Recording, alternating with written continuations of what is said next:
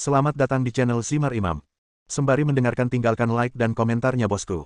Jangan lupa pasang headset kalian. Siapkan kopi dan camilan. Lupakan pahitnya kehidupan. Mari kita dengarkan sambil rebahan. Penembak jitu terbaik. Bab 977. Panti Asuhan. Lian tertegun sejenak saat melihat tanda rumah kesejahteraan anak, sedikit terkejut karena Guyu membawanya ke sini. Anak-anak panti asuhan sangat senang dengan kedatangan Guyu dan terus berteriak, "Kak Guyu, Kakak Guyu," tanpa henti.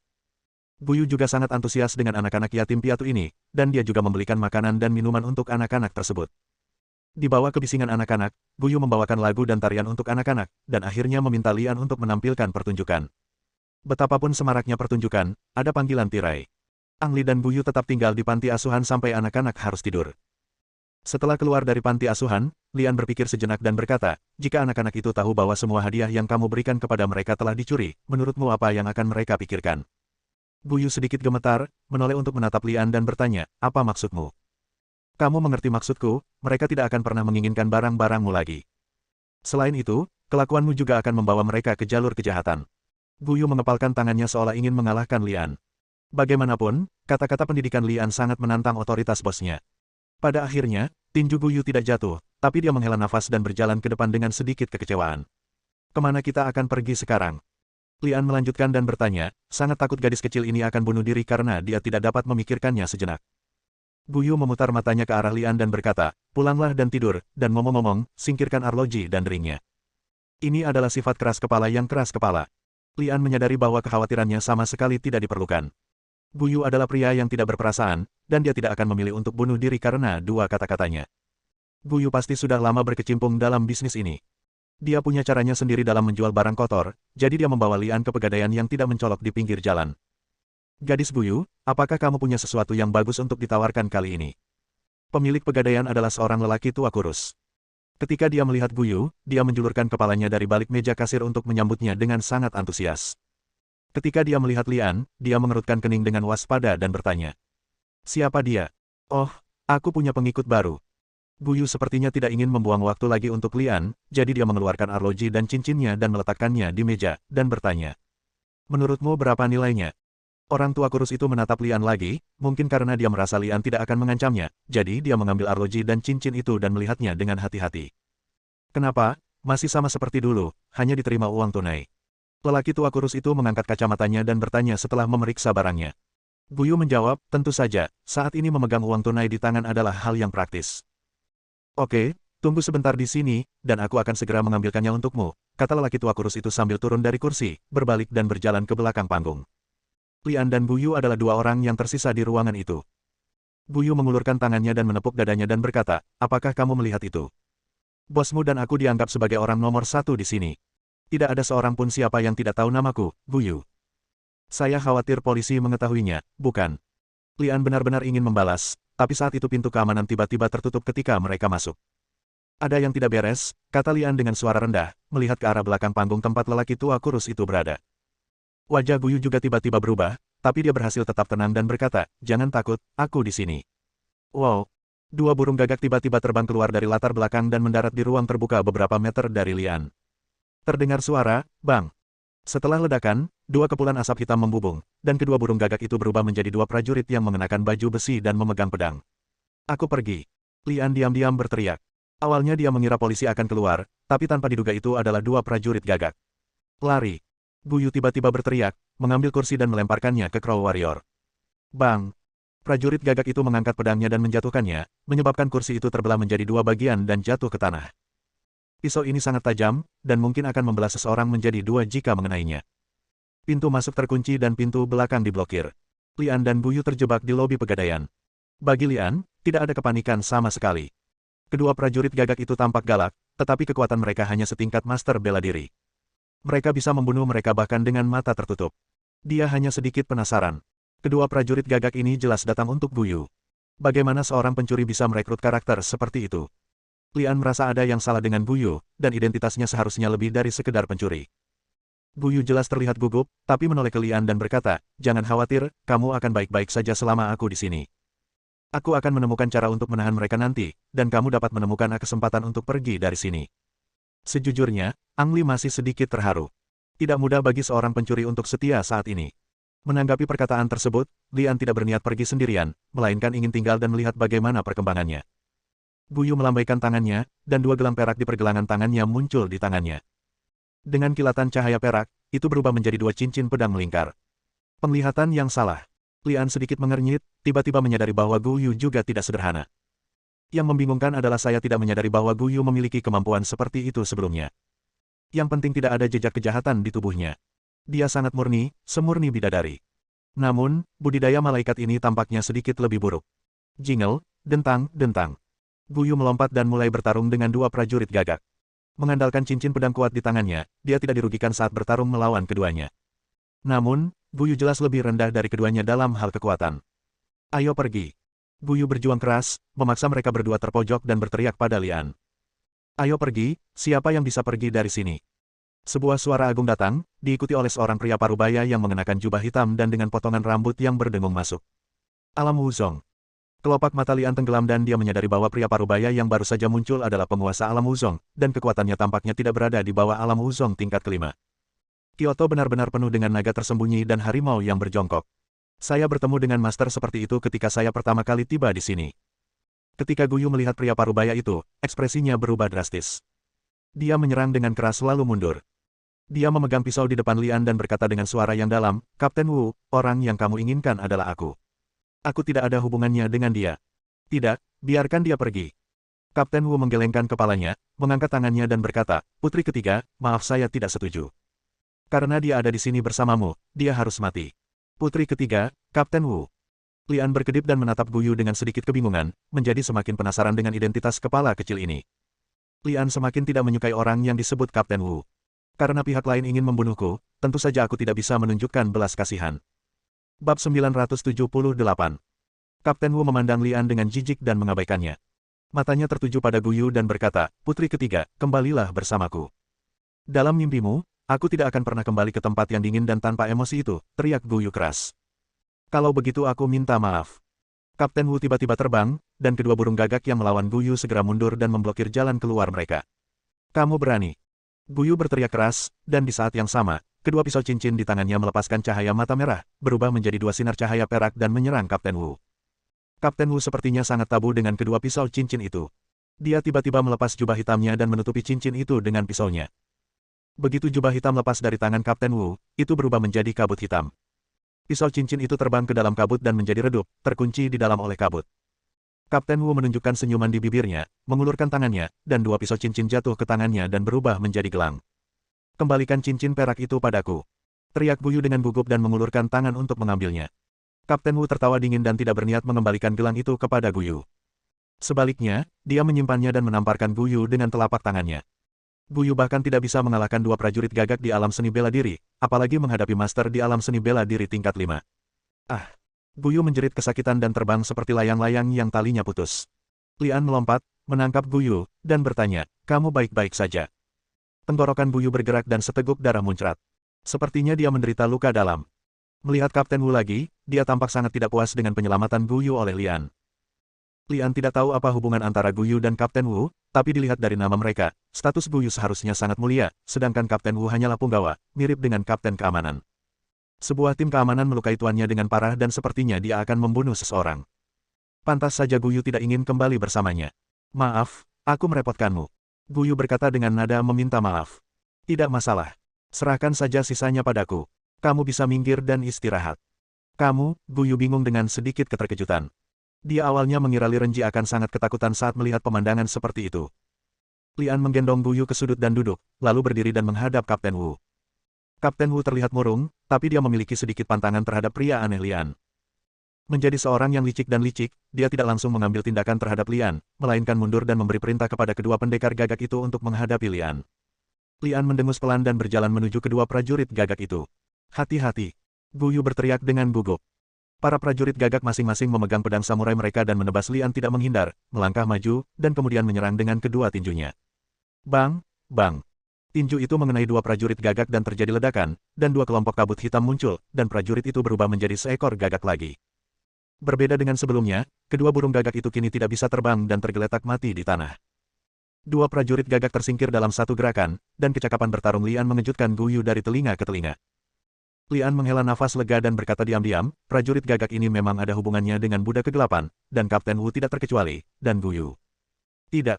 Mengapa kekuatan di Guyu tidak sejahat kegelapan Buddha, tapi begitu murni? Tanda tanya petik 2. Lian sedikit mengernyit saat memikirkan kekuatan yang baru saja diberikan Guyu. Pantas saja dia begitu sombong, ternyata dia adalah seorang pemurni tubuh. Kapten Wu mendengus dingin dan melanjutkan. Karena kamu adalah orang yang sama, aku tidak perlu bersikap sopan. Saat dia berbicara, dia menjentikkan pergelangan tangannya, dan 2 bulan purnama muncul di langit. 2 bulan purnama ini adalah 2 gelang yang baru saja diambil Kapten Wu dari Guyu. Ketika Guyu memegang gelang itu hanyalah pisau cincin, tetapi di tangan Kapten Wu, gelang itu berubah menjadi bulan purnama, seperti senjata yang dapat dibuka kuncinya, mengambil bentuk dan kekuatan berbeda tergantung pada kekuatan penggunanya. Kapten Wu mengulurkan tangannya sedikit, dan 2 bulan purnama berubah menjadi hitam terang, tetapi kekuatannya tiba-tiba menjadi 2 kali lipat. Wosh! 2 bulan purnama berubah menjadi 2 titik cahaya hitam dan menghantam Lian. Ketika Guyu melihat ini, dia berteriak, jangan bersusah payah, cepat sembunyi. Lian berdiri di sana tanpa bergerak, dan terkena 2 lampu hitam, dan tubuhnya langsung terpotong menjadi puluhan bagian kecil. Ketika Kapten Wu melihat ini, dia tampak bahagia. Dia sangat puas dengan pukulan yang baru saja dia lakukan. Dia mengulurkan tangan dan bergerak, dan 2 titik cahaya hitam terbang kembali. Hah!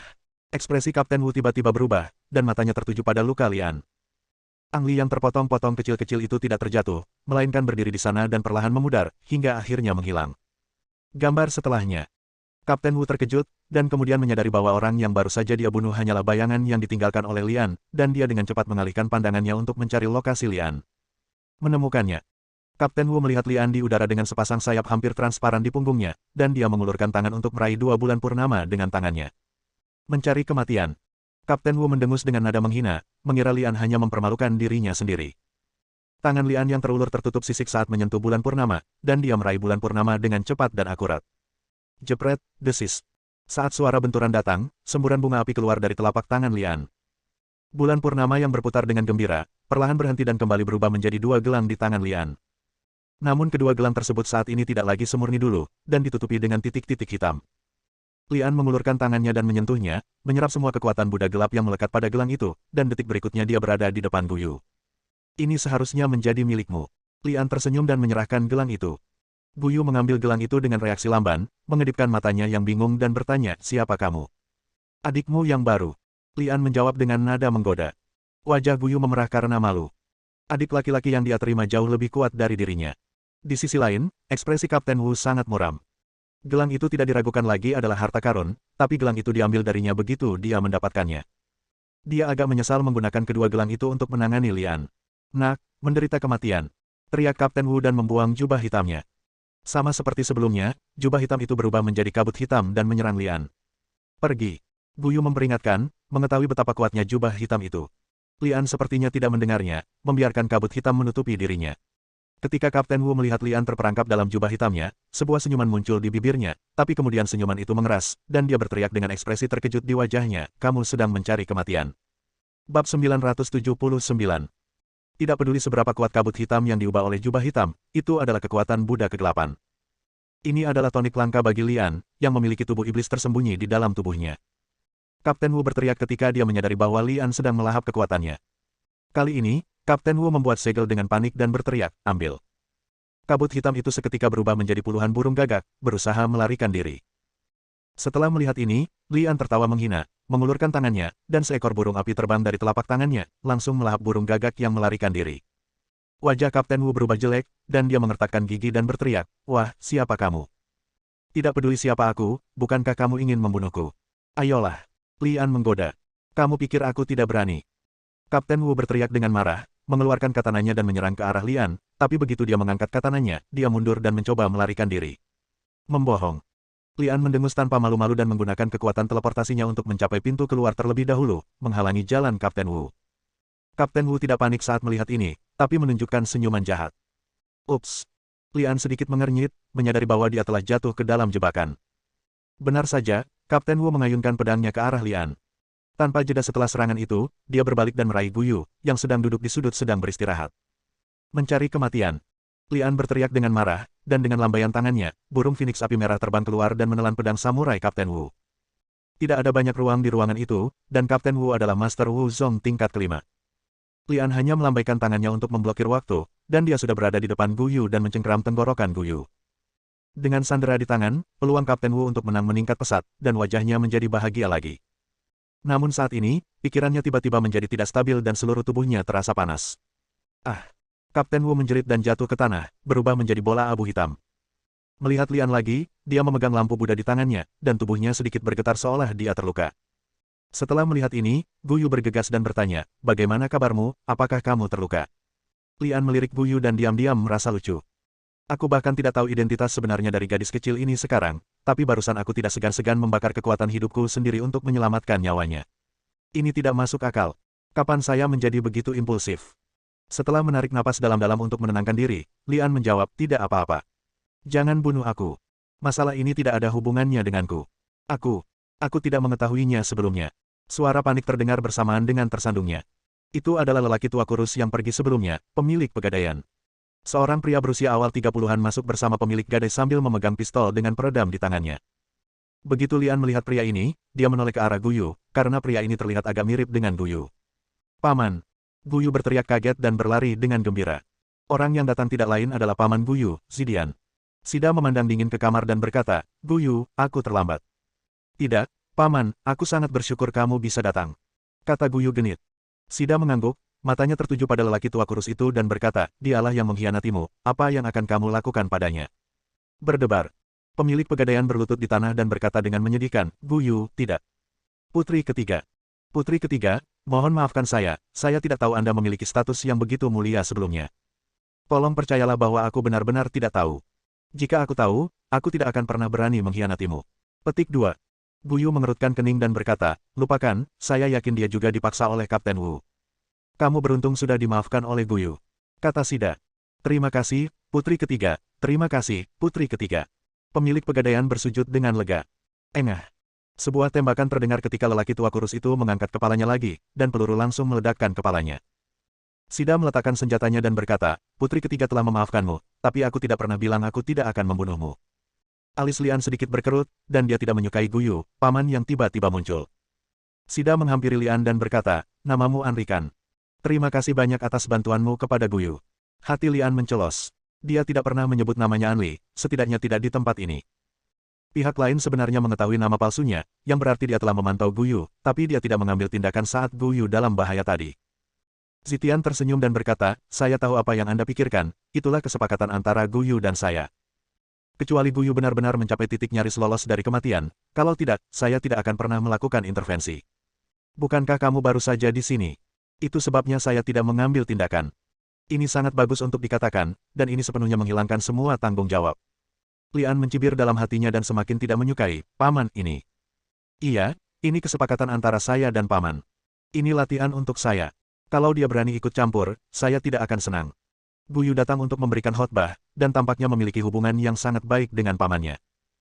Sida kemudian menoleh ke Gu Yu dan berkata dengan wajah serius, "Sekarang identitasmu telah terungkap, aku tidak bisa membiarkanmu disengaja seperti sebelumnya, jadi kamu harus kembali bersamaku." Gu Yu mengerutkan kening, terlihat sangat enggan. "Kamu harus tahu bahwa selama kamu bersamaku, dia tidak akan mengambil tindakan begitu saja." Sida mengingatkan. Ketika Gu Yu mendengar ini, dia dengan enggan mengangguk. Zitian menoleh ke Lian dan tersenyum dan berkata, "Bagaimana denganmu, apakah kamu tertarik datang ke tempatku untuk tinggal bersama Gu Yu sebentar?" Ketika Gu Yu mendengar ini, dia juga berteriak gembira, "Anli, ikut saja denganku. Pokoknya, tempat pamanku sangat besar, tidak masalah meskipun ada beberapa orang lagi, dan ada banyak makanan enak." Lian tidak bisa tertawa atau menangis. Untuk memenangkan hatinya, gadis kecil Gu Yu ini bahkan menggodanya dengan makanan lezat. Zitian juga berkata di sampingnya, "Ya, tempat tinggalku sangat besar, dan kamu tidak terlalu berlebihan. Lagi pula, bukankah kamu adik laki-laki Gu Yu?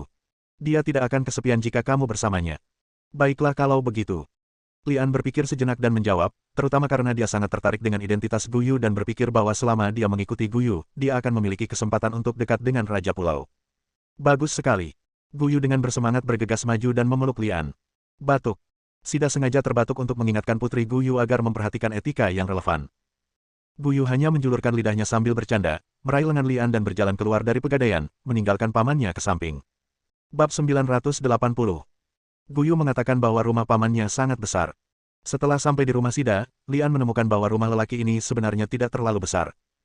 Itu sebenarnya adalah sebuah istana, dan terletak di pusat kota Kyoto. Memiliki sebuah rumah bangsawan di Kyoto, di mana tanahnya sangat berharga, menunjukkan betapa besarnya kekuasaan yang dimiliki Shida di negara ini. Sepengetahuan Ang Lee, selain negara kepulauan, beberapa keluarga lain yang juga memiliki rumah bangsawan di Kyoto adalah keluarga bangsawan, seperti klan Musashi dan keluarga Yamamoto. Kekuatan Ziguo jelas tidak lebih lemah dari kedua keluarga ini. Lian tiba-tiba merasa bahwa dia telah membuat taruhan yang tepat dan dengan mudah masuk ke wilayah inti negara kepulauan itu lagi. Guyu pasti lelah karena tertidur tanpa makan malam. Shida menyiapkan makan malam yang berlimpah untuk Lian dan menggunakan kesempatan itu untuk berbicara selama makan. Anri, apa rencanamu ke depan? Shida bertanya. Lian mengerutkan kening, menggelengkan kepalanya dan berkata, saya belum memikirkannya. Shida tersenyum tipis dan berkata, menurutku kamu belum mengetahui identitas asli Guyu. Lian terdiam. Dia tahu Shida pasti akan menjelaskannya jika dia bertanya.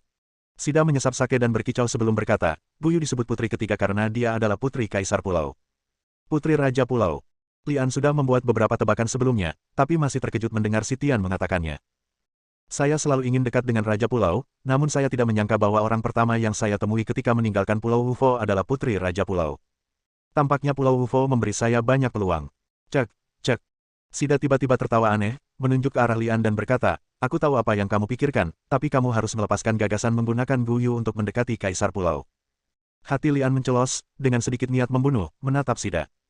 Apakah orang ini melihat niatku? Saya tidak tahu berapa banyak orang yang ingin menjadi putri Kaisar Pulau dan menggunakan identitas Guyu untuk mendekati Kaisar Pulau. Namun, tidak ada yang berhasil karena mereka tidak mengetahui bahwa hubungan antara Guyu dan Kaisar Pulau tidak baik. Pipi Shida memerah dan dia terlihat mabuk. Dia melambaikan sumpit di tangannya seolah dia sedang mengayunkan pedang tajam untuk membunuh orang yang ingin dia bunuh.